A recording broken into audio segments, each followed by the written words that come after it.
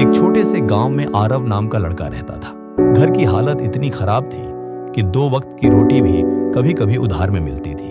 पिता दिहाड़ी मजदूर थे, माँ लोगों के घरों में काम करती थी, घर की छत टपकती थी और सपने तो जैसे हालातों के नीचे दब चुके थे। आरव पढ़ाई में अच्छा था, लेकिन हालात उसके खिलाफ थे। स्कूल की फीस भरने के लिए उसे शाम को चाय की दुकान पर काम करना पड़ता था। दिन भर स्कूल, फिर काम, और रात को थका हुआ शरीर लेकर किताबों के सामने बैठना। कई बार आंखें खुद ब खुद बंद हो जाती, लेकिन दिल कहता अगर अभी हार गया तो हमेशा के लिए हार जाऊंगा। एक दिन स्कूल में एक सेमिनार हुआ। शहर से कुछ बड़े लोग आए थे। अच्छे कपड़े, बड़ी गाड़ियां, सबके बीच उनकी इज्जत। आरव पीछे खड़ा था।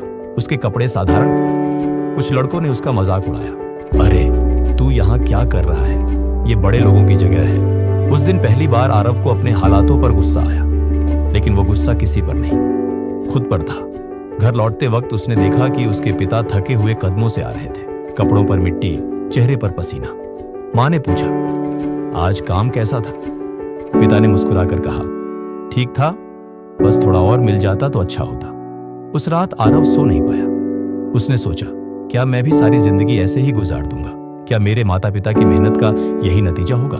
उसी पल उसने फैसला किया, हालात मेरे खिलाफ हैं, लेकिन मैं हालातों के खिलाफ खड़ा हो जाऊंगा। अगले दिन से उसने अपनी दिनचर्या बदल दी। सुबह 4 बजे उठता, पढ़ाई करता, फिर स्कूल जाता, शाम को काम और रात को 2 घंटे और पढ़ाई। दोस्तों की पार्टी, त्योहारों की मस्ती, मोबाइल पर टाइम पास, सब छोड़ दिया। कई बार मन करता कि बस छोड़ दूं, लेकिन जब भी थक जाता उसे अपने पिता का पसीना और माँ के फटे हाथ याद आते। एक दिन दुकान के मालिक ने कहा, तू इतना पढ़ लिख कर क्या करेगा? आखिर में तो यही काम करना है। ये बात उसके दिल में चुभ गई। उसी दिन उसने ठान लिया कि अब उसे कुछ बड़ा करना है। 12वीं के बाद उसने स्कॉलरशिप के लिए आवेदन किया। कई जगह से रिजेक्ट हुआ। हर रिजेक्शन एक थप्पड़ की तरह था, लेकिन उसने हार नहीं मानी। आखिरकार एक दिन उसे शहर के बड़े कॉलेज से स्कॉलरशिप मिल गई। जब वो शहर पहुंचा तो वहां सब कुछ नया था। बड़े बड़े घर, अंग्रेजी बोलने वाले लोग, महंगे कपड़े। शुरुआत में उसे बहुत हीन भावना होती थी। कई बार लगा कि वो यहाँ फिट नहीं बैठता, लेकिन उसने खुद से कहा, मैं यहाँ अपने हालात बदलने आया हूँ, किसी को इम्प्रेस करने नहीं। वह लाइब्रेरी में घंटों बैठता, पार्ट टाइम काम करता और खुद को हर दिन बेहतर बनाता।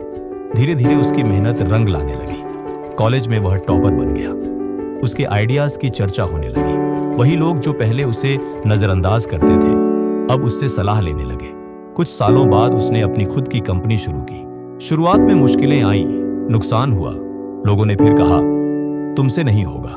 लेकिन अब आरव टूटने वाला नहीं था। उसे पता था कि हालात जितने भी खराब हों, वो इंसान को मजबूत बनाने के लिए आते हैं। आखिरकार उसकी कंपनी सफल हुई। एक दिन वही गांव में एक कार्यक्रम रखा गया, जहां उसे मुख्य अतिथि के रूप में बुलाया गया। वही स्कूल, वही मैदान, लेकिन इस बार लोग उसकी इज्जत में खड़े थे।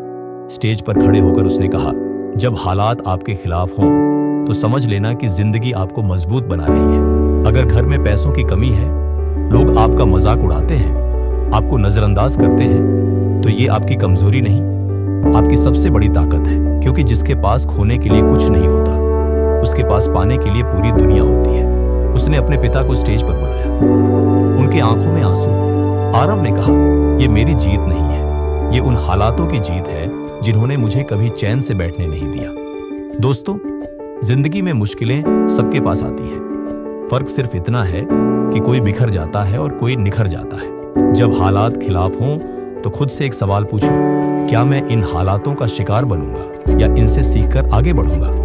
याद रखो, गरीबी आपको रोक नहीं सकती, लोगों की बातें आपको तोड़ नहीं सकती, रिजेक्शन आपको खत्म नहीं कर सकता। अगर आपके अंदर आग है तो हालात सिर्फ ईंधन का काम करेंगे। जिस दिन आप अपने दर्द को अपनी ताकत बना लेंगे, उस दिन आपको कोई नहीं रोक पाएगा। इसलिए खामोशी से मेहनत करते रहो। वक्त लगेगा, ठोकरें लगेंगी, लोग हंसेंगे, लेकिन एक दिन वही लोग तालियां भी बजाएंगे। और अंत में बस इतना याद रखो, जिससे किसी को उम्मीद नहीं होती, अक्सर वही लोग इतिहास लिखते हैं। अगर ये कहानी आपको थोड़ी सी भी ताकत दे पाई हो तो खुद से वादा करो, चाहे हालात कितने भी खिलाफ हों, मैं टूटूंगा नहीं, मैं और मजबूत बनूंगा।